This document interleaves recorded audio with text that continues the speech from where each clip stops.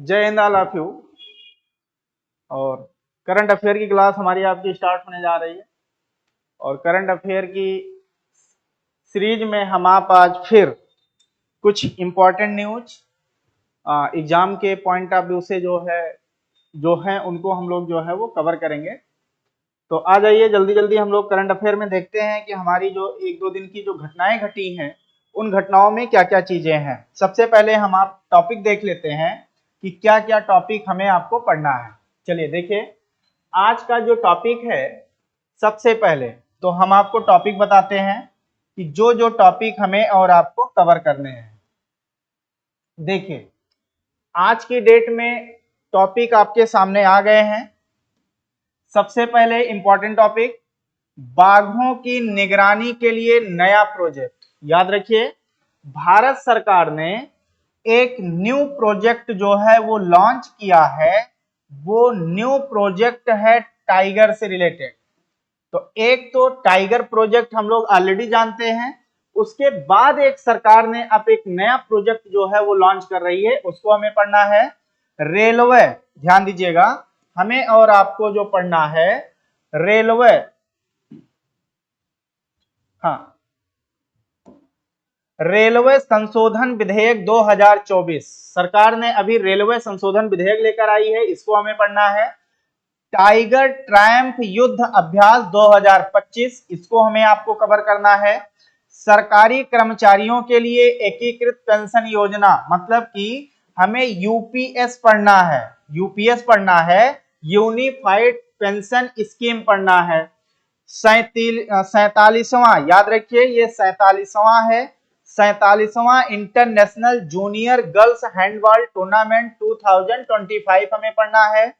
ग्रामीण विकास मंत्रालय और यूनिसेफ, ठीक है, यूनिसेफ यूथ जो है के बीच होने वाला समझौता पढ़ना है, जो अभी रिसेंटली हुआ है। तो आज के हमारे ये टॉपिक्स हैं करंट अफेयर में, जो बहुत अच्छे से इसको हम लोग कवर करेंगे। तो देखते हैं, इसके डिटेल में आते हैं कि हमें आपको इसमें जो है क्या क्या जो है वो चीजें इंफॉर्मेशन हमारे सामने आएंगी। चलिए आगे बढ़ते हैं। तो ध्यान दीजिए,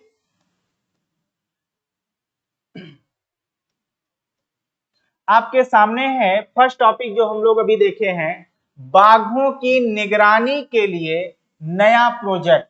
अब ध्यान दीजिए ये नया प्रोजेक्ट क्यों लिखा है। नया प्रोजेक्ट इसलिए यहां पर मेंशन किया गया है क्योंकि हम आप जानते हैं भारत में जो बाघ परियोजना है, बाघ परियोजना, जिसे हम आप क्या कहते हैं, जिसे कहते हैं टाइगर प्रोजेक्ट। आ जाइए हम आप समझ लेते हैं, बाघ परियोजना, टाइगर प्रोजेक्ट, बाघ परियोजना, टाइगर प्रोजेक्ट।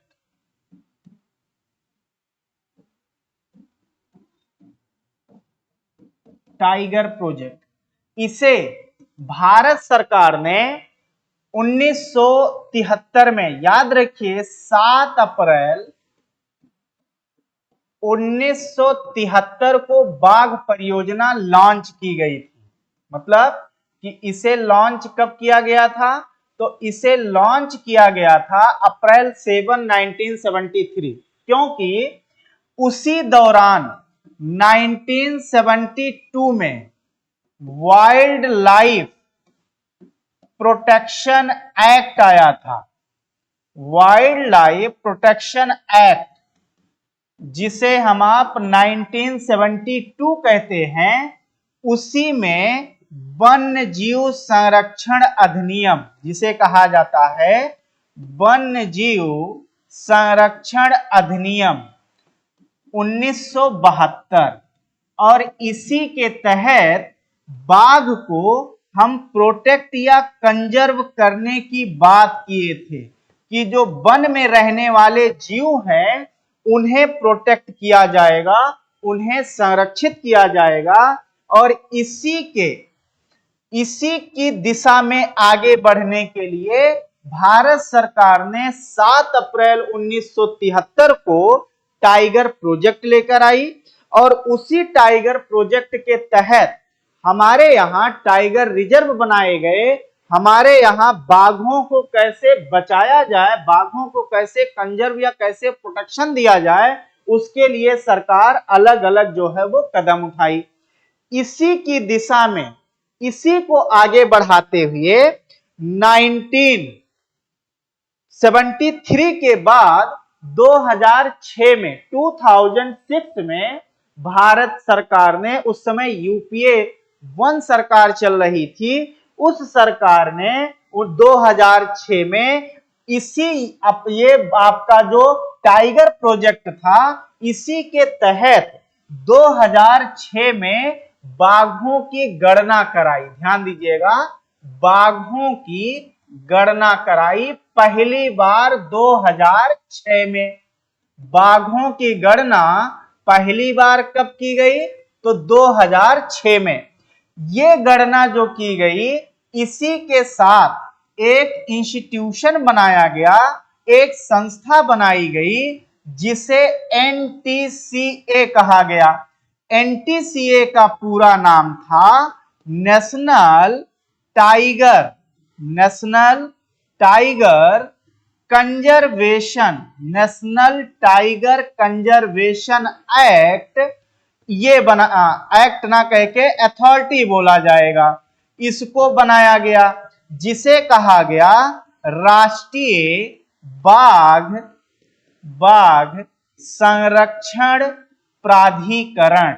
और इसी प्राधिकरण को जिम्मेदारी दी गई कि कैसे बाघों को कंजर्व करने के लिए फाइनेंसिंग होगा, कैसे किसी क्षेत्र को टाइगर रिजर्व घोषित किया जाएगा, किसी क्षेत्र में कहीं पर अगर ह्यूमन और एनिमल का कोई क्राइसिस या कॉन्फ्लिक्ट है तो एग्जिस्टेंस को लेके, तो कैसे उनसे जो है कहीं ना कहीं निजात पाएंगे, इसको लेकर के एनटीसीए बनाया गया। और यही एनटीसीए 2006 में बाघों की गणना कराई। तो बाघों की पहली बार जो गणना हुई, वो बाघों की पहली बार गणना हुई 2006 में। और जब 2006 में गणना हुई, अभी रिसेंटली, चूंकि बाघों की गणना हम आप जानते हैं 4 वर्षों में होती है। कितने? 4 वर्षों में। और जो 2022 की रिपोर्ट आई, जो कि 23 में रिपोर्ट जारी किया गया, उसमें बाघों की जो संख्या बताई गई वो मैक्सिमम 3925 बताई गई और एवरेज बताया गया 3600 प्लस, 3600 प्लस बताया गया। मैक्सिमम 3925 बाघों को एस्टिमेट किया गया था। ये तो प्रोजेक्ट था आपका, प्रोजेक्ट टाइगर के तहत। अभी भारत सरकार ने एक प्रोजेक्ट टाइगर, एक इसका सब्स्टिट्यूट स्टार्ट किया है, जो इसी का एक जो है आप कह सकते हैं पूरक होगा। जो टाइगर रिजर्व के बाहर जो टाइगर रह रहे हैं, जो बाघों का स्थल निवास है, उनको कैसे सेव किया जाए, मतलब टाइगर रिजर्व के बाहर क्या क्या एक्टिविटी होगी बाघों को बचाने के लिए, उसके लिए ये टाइगर जो है प्रोजेक्ट स्टार्ट किया गया। तो याद रखिए, ये टाइगर रिजर्व के बाहर जो बाघों को लेकर के जो है चिंताएं हैं, उन चिंताओं को दूर करने के लिए इस प्रोजेक्ट को स्टार्ट किया गया है। तो अब देखिए कि क्या क्या प्रावधान है, समझिएगा। हम लोग देखेंगे कि क्या क्या प्रावधान है। तो प्रावधान में जब आप आएंगे तो आपको जो प्रावधान दिखेंगे, आ जाइए देखिए। भारत सरकार, इसमें समझना है क्या है, भारत सरकार बाघों की निगरानी के लिए एक नया प्रोजेक्ट शुरू कर रही है, जिसका उद्देश्य अभयारण्य, टाइगर रिजर्व के बाहर रहने वाले बाघों की निगरानी करना है। अभी हमने बताया है कि ये टाइगर रिजर्व बनाया जा रहा है, क्यों? ये टाइगर रिजर्व के बाहर जो बाघ हैं, टाइगर हैं, उनको कैसे जो है मॉनिटर किया जाए, उसके लिए बनाया गया है। इस पहल का उद्देश्य मानव पशु संघर्ष, मतलब जो ह्यूमन एनिमल जो आपका जो है कॉन्फ्लिक्ट होता है, उस कॉन्फ्लिक्ट को कैसे कम किया जाए, शिकार और बाघों के प्राकृतिक आवास के संरक्षण से जुड़े मुद्दों का समाधान करना है। इसका बेसिकली क्या है गोल? तो गोल ये है, जो ह्यूमन, आप देखिए कभी कभी जो बाघ होता है वो गांव में चला आता है, वो लोगों पर अटैक करता है, मनुष्य को जो है मार देता है, तो उसको कैसे जो है कम किया जाए, और बाघों का जो आवास है, जो बाघों का हैबिटाट है, जंगल है, फॉरेस्ट है, उनके द्वारा उनके संरक्षण को कैसे किया जाए, इससे जुड़े इश्यूज का इसमें जो है वो क्या किया जाएगा, सॉल्यूशन ढूंढा जाएगा।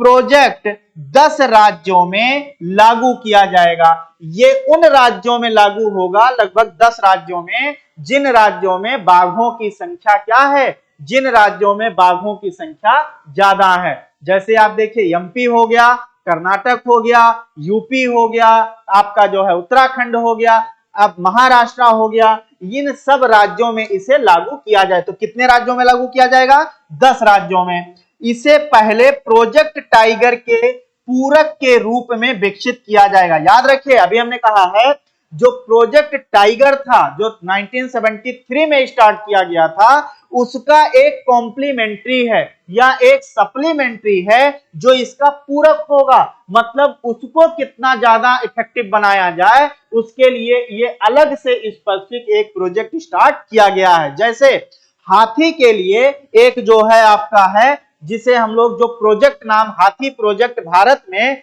1992 में शुरू होता है, हाथी प्रोजेक्ट जिसे हम लोग कहते हैं। और हाथी प्रोजेक्ट के तहत एक जो है पहल इनिशिएटिव आई, जिसे माइक कहा जाता है। माइक का मतलब क्या होता है? माइक का फुल फॉर्म MIKE, इसका फुल फॉर्म होता है जो है मॉनिटरिंग, मतलब कि मॉनिटर करना। ध्यान दीजिएगा, यहां पर इसमें माइक जो है वो किसके लिए लाया गया है? तो वो आपके जो है हाथी के लिए, एलिफेंट के लिए जो है वो लाया गया है।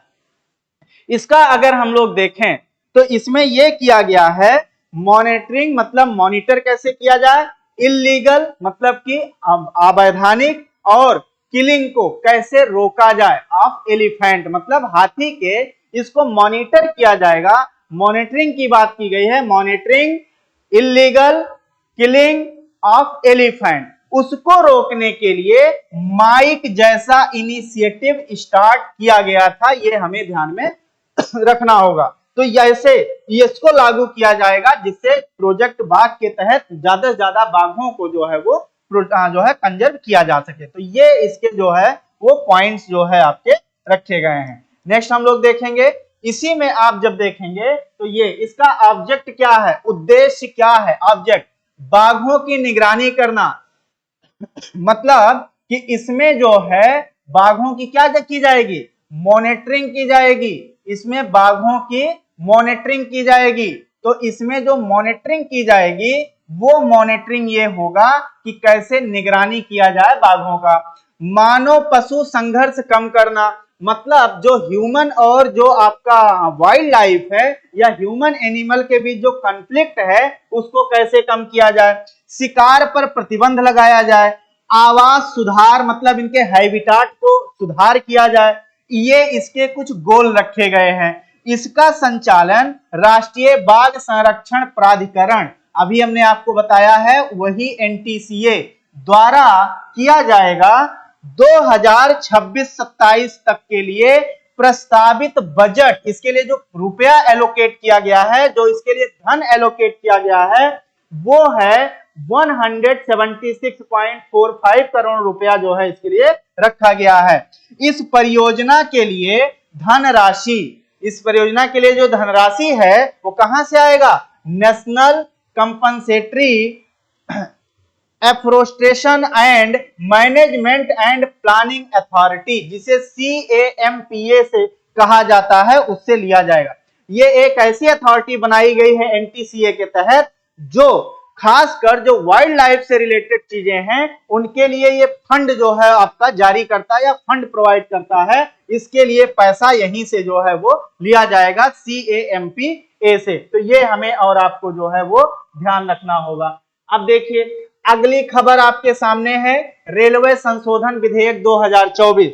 रेलवे संशोधन विधेयक लाया गया है भारत सरकार द्वारा, जो कि पार्लियामेंट में जिसको पास कर दिया गया है, और उसमें रेलवे से रिलेटेड बहुत सारे जो है प्रोविजन किए गए हैं जिससे रेलवे में सुधार हो सके, रेलवे में इफेक्टिवनेस एंड इफिशियंसी को बढ़ाया जा सके, और रेलवे बोर्ड जो है जो कि एक जो है स्टैट्यूटरी बॉडी है उसमें भी रिफॉर्म करने का जो है वो इसमें प्रोविजन किया गया है। तो रेलवे विधेयक, रेलवे याद रखिए, रेलवे अमेंडमेंट बिल 2024 की बात हम लोग करने जा रहे हैं। अब इसमें है क्या, रेलवे संशोधन विधेयक 2024 हाल ही में संसद द्वारा पारित किया गया है। ध्यान में रखना है, इसे पारित किया गया क्योंकि ये दिसंबर में आपका जो है 2024 में इसे लोकसभा ने पारित किया था और अब आकर के राज्यसभा ने इसको पारित कर दिया है। अब इसमें है क्या, संशोधन के द्वारा रेलवे अधिनियम 1989 में संशोधन करके रेलवे बोर्ड की शक्तियों और स्वायत्तता को बढ़ाने की कोशिश की गई है। हमारे यहाँ रेलवे बोर्ड जो है, रेलवे जो एक्ट है 1989 बनाया गया था, उसके तहत रेलवे बोर्ड में क्या किया जाएगा, संशोधन किया गया रेलवे बोर्ड को, जिसमें रेलवे बोर्ड को और ज्यादा, बोर्ड ऑफ जो रेलवे है उसे शक्ति और स्वायत्तता और देने की बात की गई है। नेक्स्ट है, इस विधेयक का उद्देश्य रेलवे संचालक को सरल बनाना, प्रशासन में सुधार मतलब एडमिनिस्ट्रेशन में रिफॉर्म लाना, अधिक जवाबदेही मतलब रिस्पॉन्सिबिलिटी को कहीं ना कहीं जो है वो तय करना, सुनिश्चित करना, और भारतीय रेलवे की कार्य क्षमता को बढ़ाना है। मतलब रेलवे का जो वर्क कैपेसिटी है, वर्क इफिशियंसी है, उसको कहीं ना कहीं बढ़ाने की बात जो है वो की गई है। प्रमुख विशेषताएं इसमें क्या क्या विशेषता है, नंबर 1 देखिए, भारतीय रेलवे बोर्ड अधिनियम 1905 को समाप्त कर दिया गया। पॉइंट बी नोटेड, बहुत इंपॉर्टेंट है। 1905 में ब्रिटिश पीरियड में लॉर्ड कर्जन द्वारा, याद रखिए लॉर्ड कर्जन द्वारा रेलवे बोर्ड जो आपका रेलवे था उससे रिलेटेड अधिनियम लाया गया था, रेलवे इंडियन रेलवे बोर्ड जो है एक्ट लाया गया था, जिसको 1905 में तत्कालीन जो गवर्नर जनरल या वायसराय था, मतलब कि आपका कर्जन, लॉर्ड कर्जन द्वारा इसे लाया गया था। इस अधिनियम के तहत इसको खत्म कर दिया गया, समाप्त कर दिया गया, और इससे रिलेटेड जो प्रोविजन थे वो प्रोविजन अब कहां रख दिया गया, वो रख दिया गया रेलवे अधिनियम 1989 में। मतलब इसको नल कर दिया गया, इसको शून्य कर दिया गया, खत्म कर दिया गया, इसका निरसन हो गया, और इसके प्रोविजन को कहां रख दिया, शामिल कर दिया, तो रेलवे एक्ट 1989 में रख दिया। अगला है, रेलवे बोर्ड में केंद्र सरकार की भूमिका को बढ़ा दिया गया है। मतलब केंद्र सरकार अब जो कुछ अगर कोई जो है वो काम करना चाहेगी तो उसकी जो पार्टिसिपेशन या भूमिका है उसे बढ़ा दिया गया, उसे पावर दे दिया गया। खासकर जैसे रेलवे से रिलेटेड अगर कहीं लैंड एक्विजिशन करनी होती है, लैंड अगर लेना होता है, तो भारत सरकार को पहले उस स्टेट की गवर्नमेंट, मतलब गवर्नमेंट स्टेट जो है, स्टेट गवर्नमेंट से क्या करना पड़ता है, पहले अप्रूवल लेना पड़ता है, जिसमें बहुत सारी देरी होती है, जिसमें बहुत सारी अड़चने आती है। उसको लेकर के अब जो है सेंट्रल गवर्नमेंट को पावर ज्यादा दे दिया गया कि वो अपना आसानी से ज्यादा जो है काम कर सके, क्योंकि रेलवे ये आपका जो है क्या है, यूनियन लिस्ट का जो है एक पार्ट है, तो ये हमें ध्यान में रखना होगा। रेलवे बोर्ड की संरचना और नियुक्ति प्रक्रिया में केंद्र सरकार को अधिकृत किया गया है। मतलब जो रेलवे बोर्ड है उसमें जो उसका स्ट्रक्चर है और जो उसमें अपॉइंटमेंट होगा, नियुक्ति किया जाएगा, वो पावर सेंट्रल गवर्नमेंट को दे दिया गया है। जैसे रेलवे बोर्ड में रेलवे बोर्ड का डायरेक्टर होता है या रेलवे बोर्ड का चेयरमैन अध्यक्ष होता है, उसके साथ बहुत सारे जो है सबऑर्डिनेट होते हैं, उनको अब सेंटर जो है अपॉइंट करेगा, और सेंटर ही उन्हें कहीं ना कहीं जो उसका स्ट्रक्चर है उसको निर्धारित करने का काम कौन करेगा, सेंट्रल गवर्नमेंट करेगी। नेक्स्ट पॉइंट आप देखेंगे इसी में, तो आपका अब हम लोग आगे बढ़ेंगे, वो है टाइगर ट्रायम्फ युद्ध अभ्यास 2025। बहुत इंपॉर्टेंट है। 2024 का जो यूपी पीसीएस का खासकर पेपर था उसमें युद्धाभ्यास का टाइम पीरियड पूछा था कि किस समय कौन हुआ था। याद रखिए, अब हमें जो है दैट इज आप कह सकते हैं कि क्रोनोलॉजी पूछा गया था कि कौन सा युद्धाभ्यास किस समय हुआ था, और उसको हमें जो है सीक्वेंस से लगाकर देखना था। तो ध्यान में रखिए, हमें समय भी याद रखना होगा कि कब हुआ था, किस महीने में हुआ था, और अप्रॉक्स किस डेट के जो है वो आपके आसपास हुआ था, मतलब डेट भी आपको ध्यान में रखना होगा। टाइगर ट्रैंप युद्धाभ्यास है। ये 1 से 13 अप्रैल 2025 को ये हो रहा है। ये जो है आपका किसके किसके बीच है, तो ये ध्यान में रखिएगा, ये भारत, इंपॉर्टेंट पॉइंट है, ये भारत और अमेरिका के बीच होता है। ध्यान में रखिएगा, ये भारत और अमेरिका के बीच हो रहा है। आपका जो टाइगर ट्रैंप जो आपका एक्सरसाइज है वो भारत और अमेरिका के बीच हो रहा है। इसका जो फर्स्ट स्टेज है उसका आयोजन विशाखापत्तनम में हो रहा है। इसका दूसरा चरण काकीनाडा में होगा, जो कि आगे होगा। अभी पहले स्टेज में लगभग 13 दिन ये एक्सरसाइज कहां पर हो रही है, तो ये एक्सरसाइज आपका हो रहा है कहां पर, तो विशाखापत्तनम में हो रहा है। यह भारत और अमेरिका के बीच होने वाला द्विपक्षीय संयुक्त सैन्य अभ्यास है। मतलब आप कह सकते हैं कि ये एक्सरसाइज ये आपका बायलैटरल है। बायलैटरल मतलब द्विपक्षीय है। ये बायलैटरल एक्सरसाइज है जो इंडिया और किसके बीच हो रहा है, यूएसए के बीच में हो रहा है। इसका फर्स्ट फेज कहां हो रहा है, विशाखापत्तनम में हो रहा है। प्रथम चरण को हार्बर फेज नाम दिया गया है, इसे हार्बर फेज कहा गया है। इस युद्धाभ्यास का उद्देश्य मानवीय सहायता और आपदा राहत, याद रखिए आपदा राहत।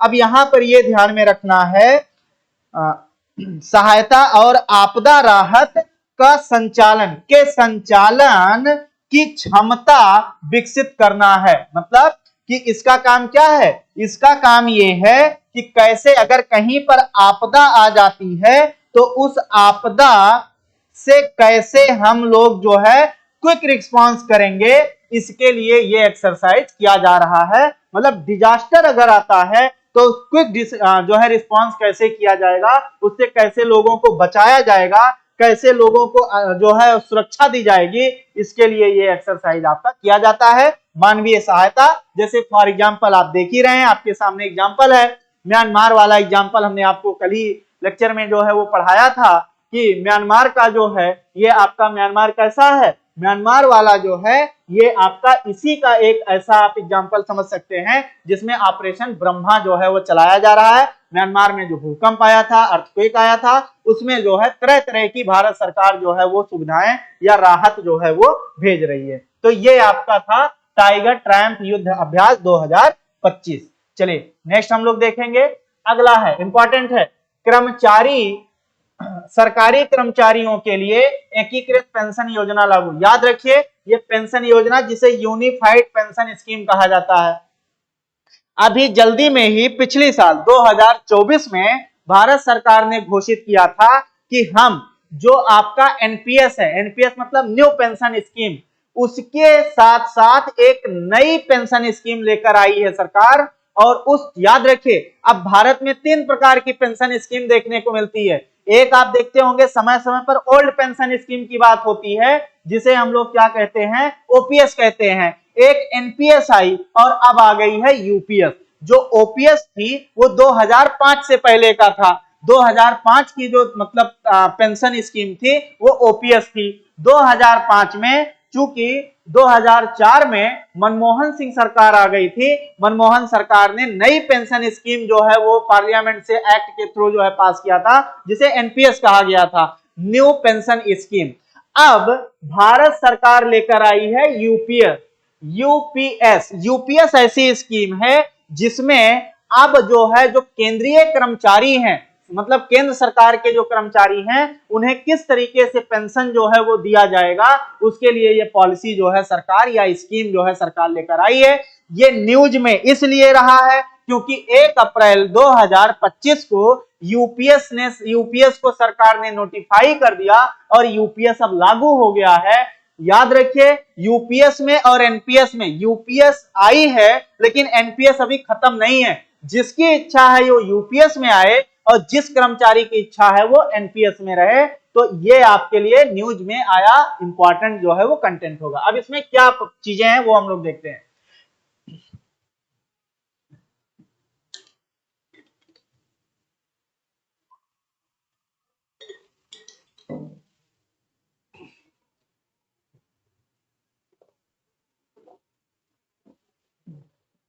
चलिए ध्यान दीजिएगा, 1 अप्रैल 2025 को भारत सरकार के कर्मचारियों के लिए केंद्र सरकार ने लागू किया है। इंपॉर्टेंट है, अभी ये सेंट्रल गवर्नमेंट ने इसको जो है कहीं ना कहीं लॉन्च किया है, इसको लागू किया है।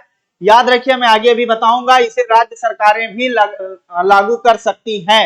ये राज्य सरकारों की इच्छा पर है कि राज्य सरकार अपने कर्मचारियों पर के लिए यूपीएस लागू करती है या नहीं करती है, वो उस पर डिपेंड करेगा। राज्यों के कर्मचारियों के लिए स्वैच्छिक होगा। याद रखिए, जो स्टेट के जो आपके एम्प्लॉय होंगे, सरकारी कर्मचारी होंगे, उनके लिए ये आपका क्या होगा, आर्बिट्रेरी होगा, मतलब ये स्वैच्छिक होगा। राज्य सरकार चाहे तो लागू करे और चाहे तो ना लागू करे। इसमें केंद्र सरकार राज्यों के साथ किसी तरीके का दबाव नहीं डाल सकती है, ये पॉइंट इंपॉर्टेंट है। राज्य सरकार पर निर्भर होगा कि अपने राज्य में लागू करे या ना लागू करे। इसे राष्ट्रीय पेंशन प्रणाली, अभी हमने कहा एनपीएस, जो दो एनपीएस कब आया था, तो इंपॉर्टेंट फैक्ट है, एनपीएस आया था 2004 के बाद, क्योंकि 2004 में कानून बनाया गया था और एनपीएस को 2005 में क्या किया गया था, तो लागू कर दिया गया था। 2005 में एनपीएस को लागू किया गया था। तो ये जो है एनपीएस के विकल्प के रूप में प्रस्तुत किया गया है। अब विकल्प है, याद रखिए, आप एनपीएस अभी खत्म नहीं किया गया है, एनपीएस भी रहेगा और यूपीएस भी रहेगा। जिस कर्मचारी की जिसमें इच्छा होगी उसमें वो अपना पेंशन स्कीम को लागू करेगा, उसको जो पेंशन जिसमें भी उसको सुविधाजनक लगेगी। इस योजना से 23 लाख कर्मचारियों को लाभ पहुंचने की उम्मीद है। यूपीएस रिटायर्ड होने से पहले पिछले 12 महीने में मिले औसत मूल वेतन का 50% प्रदान करता है। अब ये इसमें है क्या, इसमें यह है कि अगर कोई व्यक्ति 60 साल तक की नौकरी करता है तो जो 60वां साल होगा, जिस साल उसको क्या होगा, रिटायर होना होगा, रिटायर्ड की डेट से पीछे लगभग 12 महीने की जो उसकी बेसिक सैलरी होगी। याद रखिए, इसमें किसी तरीके का भत्ता या अलाउंस शामिल नहीं है, इसमें ना महंगाई भत्ता शामिल है, ना किसी तरीके का जो इसमें एक्स्ट्रा एड ऑन होता है वो नहीं शामिल है। इसमें बेसिक सैलरी जितनी होगी, उस बेसिक सैलरी का जो पिछले 12 महीने में उसको सैलरी मिली थी, उस सैलरी का जो एवरेज आएगा, उस एवरेज का 50% उस व्यक्ति को पेंशन दी जाएगी। फॉर एग्जाम्पल, अगर कोई अपने लास्ट का जो उसका 1 साल है, उसका जो सैलरी रहा 1 साल के अंदर, अगर उसकी सैलरी अगर मान लिया एवरेज अगर उसका जो है वो 70,000 है, 70,000 है, मतलब उसे 35,000 एज अ पेंशन दिया जाएगा। तो याद रखिए, अंत का जो 1 साल होगा, 12 महीना होगा, उसमें जो सैलरी है उसके टोटल एवरेज का 50% जो आएगा वही उसकी पेंशन होगी। मतलब अलग अलग व्यक्ति का जो पेंशन होगा वो अलग अलग होगा, क्योंकि हर व्यक्ति का जो सैलरी का जो आपका क्या कहते हैं पैरामीटर होगा, स्केल होगा, वो स्केल अलग अलग होगा। तो ध्यान में रखिए, एक पॉइंट ध्यान में रखना है, इसमें महंगाई भत्ता, इसमें रहने के लिए जो भत्ता मिलता है, अलाउंस मिलता है, या इसमें जो है आपका डीए, इसमें टीए, जो कुछ भी होता है वो सब छोड़ के केवल बेसिक सैलरी का 50% दिया जाएगा। हालांकि कर्मचारियों ने, अच्छा एक इंपॉर्टेंट है, हालांकि कर्मचारियों को न्यूनतम 25 वर्ष की सेवा पूरी कर ली हो। मतलब कि जो कर्मचारी है वो क्या करे, वो कर्मचारी लगभग 25 साल की नौकरी किया हो मिनिमम।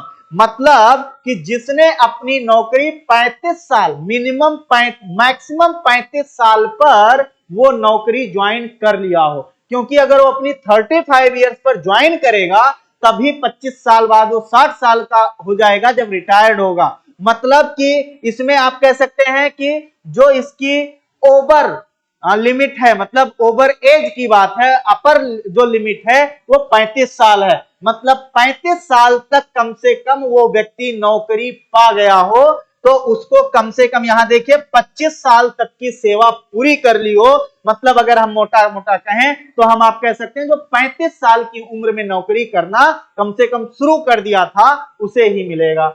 यह योजना कम से कम 10 सालों की सर्विस पूरी करने वाले लोगों के लिए प्रतिमाह 10,000 रुपया दे होगा। लेकिन अगर कोई केवल 25 साल से कम समय तक अगर उसने जो है किया है, या किसी ने अगर 10 साल भी नौकरी किया था, मतलब कोई अगर 50 साल पर नौकरी पाया और 60 साल पे वो रिटायर हो गया, तो कम से कम उसको भी 10,000 रुपया दिया जाएगा। मतलब आप ये कह सकते हैं कि 10,000 रुपया वो मिनिमम होगा जो सबको एज अ पेंशन जो है वो मिलेगा। तो याद रखिए, यूपीएस सरकार ने लागू कर दिया है, 1 अप्रैल 2025 से इसको लागू कर दिया गया है। इंपॉर्टेंट पॉइंट है। आ जाइए, अगला है 47वां international junior girls handball tournament 2025 की बात होगी। ये आपके लिए इंपॉर्टेंट है, ये खासकर यूपी के लिए इंपॉर्टेंट है। चाहे पीसीएस का एग्जाम हो, चाहे आरओ एआरओ का एग्जाम हो, ये काफी इंपॉर्टेंट करंट रखता है। याद रखिए, अभी ये जो है आपका स्पोर्ट्स से रिलेटेड क्वेश्चन है, ध्यान दीजिए। इसका आयोजन 26 से 30 मार्च तक लखनऊ के केडी सिंह बाबू स्टेडियम में किया गया है। इसमें देश की 30 टीमों ने हिस्सा लिया है। इसका आयोजन हैंडबॉल एसोसिएशन ऑफ इंडिया की ओर से किया गया है। इंपॉर्टेंट लाइन ये बहुत है, उत्तर प्रदेश ने हिमाचल प्रदेश को फाइनल में 1917 से हराकर इतिहास रचते हुए पहली बार खिताब जीता है। याद रखिए, ये 47वां जो international junior girls handball tournament था, इसे लखनऊ में आयोजित किया गया है। 26 से 30 मार्च तक ये टूर्नामेंट चला, जिसमें लगभग 30 जो है आपकी 30 टीमों ने इसमें पार्टिसिपेट किया। और जिसमें अच्छी बात आपके लिए ये देखने को दिख रही है कि उत्तर प्रदेश ने हिमाचल प्रदेश को हरा करके पहली बार यह जो है टूर्नामेंट जीता है। इंपॉर्टेंट है, पहली बार यूपी ने इस टूर्नामेंट को जीता है। ये आपका कहा जा रहा है इतिहास रचा गया, क्योंकि अभी तक यूपी नहीं जीता था, जबकि 47 टाइम्स हो चुके, इससे पहले 46 टाइम हो चुका था। तो ये आपके लिए यूपी का करंट है और ये हमारे लिए पेपर में इंपॉर्टेंट रखेगा, ध्यान में रखना है। चलिए अगला देखिए आपके सामने, ग्रामीण विकास मंत्रालय और यूनिसेफ। याद रखिए, यूनिसेफ जो कि चाइल्ड एंड वुमेन से रिलेटेड है, यूनिसेफ युवा के बीच एक समझौता हुआ था। किसके किसके बीच? ग्रामीण विकास मंत्रालय मतलब मिनिस्ट्री ऑफ जो है आपका रूरल डेवलपमेंट के बीच ये जो है हुआ है, जिसमें किया गया है जो यूनिसेफ का जो युवा विंग है, उसका जो युवा विंग है वो ग्रामीण विकास मंत्रालय के साथ भारत सरकार के एक समझौता किया है, मेमोरेंडम किया है। और उस मेमोरेंडम का ये गोल है कि कैसे ग्रामीण क्षेत्रों में युवाओं को और महिलाओं को कैसे स्किल डेवलप किया जाए, कैसे उन्हें अलग अलग तरीके से जो है अपना रोजगार स्वरोजगार चलाने के लिए, उनको सेल्फ एम्प्लॉय बनाने के लिए कैसे जो है क्या किया जाए, स्किल डेवलप किया जाए, इसके लिए ये समझौता जो है वो किया गया है। इंपॉर्टेंट फैक्ट है, ध्यान में रखना है। समझौता कार्यक्रम दिल्ली में आयोजित किया गया है। यूनिसेफ के युवा पहल ने, अभी हमने कहा भी है, युवा विंग ने भारत में ग्रामीण महिलाओं और युवाओं को सशक्त बनाने के लिए एक समझौता ज्ञापन पर हस्ताक्षर किया, दैट इज मेमोरेंडम हुआ है। यह 3 साल की साझेदारी आजीविका के अवसर पैदा करने पर केंद्रित होगी। अभी वही हमने कहा, एम्प्लॉयमेंट कैसे जनरेट किया जाए, वो इस पर जो है मिल करके जो है वो काम किया जाएगा। तो याद रखिए, ग्रामीण विकास मंत्रालय ने किस संस्था के साथ मिलकर ये समझौता किया है, तो यूनिसेफ का जो युवा विंग है उसके साथ ये समझौता जो है आपका किया हुआ है। चलिए नेक्स्ट हम लोग देखते हैं यहां पर, अब इससे कुछ रिलेटेड पॉइंट्स। इसमें स्वयं सहायता समूहों का मतलब ये हुआ सेल्फ हेल्प ग्रुप। याद रखिए, इसे कहते हैं सेल्फ हेल्प ग्रुप, कि महिलाओं को नौकरियों, स्वरोजगार, उद्यमिता मतलब कि जॉब में, स्वरोजगार मतलब सेल्फ एम्प्लॉय में, उद्यमिता मतलब एंटरप्रेन्योरशिप में, and Kaushal Vikas skill development को इनिशिएटिव तरीके से जोड़ा जाएगा। मतलब किस चीजों पर फोकस किया जाएगा, नौकरी, स्वरोजगार, उद्यमिता, कौशल विकास मतलब कि क्या, स्किल डेवलपमेंट को यहां पर कहीं ना कहीं फोकस किया जाएगा। इससे ग्रामीण क्षेत्रों में महिला कार्यबल भागीदारियों को बढ़ावा मिलेगा। मतलब कि इससे गांव में जो महिला कार्यबल मतलब कि आप कह सकते हैं फीमेल वर्क फोर्स है, है ना, ध्यान में रखना है, जो फीमेल वर्क फोर्स है उसको क्या किया जाएगा, वो बढ़ावा मिलेगा। मतलब ज्यादा से ज्यादा महिलाएं गांव में जॉब के लिए, अपना खुद रोजगार पाने के लिए वो कहीं ना कहीं क्या करेंगे, पार्टिसिपेशन करेंगी। इस समझौते के तहत 5 राज्यों, इंपॉर्टेंट 5 राज्यों में अभी इसको एज अ ट्रायल लागू किया जा रहा है। आंध्र प्रदेश, झारखंड, मध्य प्रदेश, उड़ीसा और राजस्थान के 5 ब्लॉकों में कंप्यूटर दीदी केंद्रों, कंप्यूटर दीदी केंद्र वो केंद्र होते हैं जहां पर एक महिला को कंप्यूटर से रिलेटेड चीजों के लिए उनको एक सेंटर प्रोवाइड किया जाता है। और दीदी की दुकान की स्थापना के जरिए डिजिटल संरचना को मजबूत करने का प्रयास किया जाएगा। मतलब इसमें वुमेन को, फीमेल को फोकस किया जाएगा कि किस तरीके से उनका कहीं ना कहीं रोजगार, स्वरोजगार, स्किल डेवलपमेंट, उनमें एंटरप्रेन्योरशिप की जो है वो भावना आए, इन सबको जो है बढ़ावा दिया जाएगा। इसलिए इस समझौते को किया गया है। तो ये था आज का हमारा करंट अफेयर, और करंट अफेयर में ये सब बहुत इंपॉर्टेंट टॉपिक थे जो हम लोगों ने अभी जस्ट तुरंत जो है वो डिस्कस किया है। इसी के साथ हम लोगों की करंट अफेयर की क्लास तो लगातार चलती रहेगी। हम लोग कल अगले लेक्चर में जो है फिर मिलेंगे, फिर से बहुत सारी जो है न्यूज, बहुत सारी घटनाएं जो कि हमारी परीक्षा के लिए बहुत ही इंपॉर्टेंस रखेंगे, हम लेकर आपके सामने आएंगे। चलिए ठीक है, इसी के साथ सबको बहुत बहुत धन्यवाद। Thank you. जय हिंद।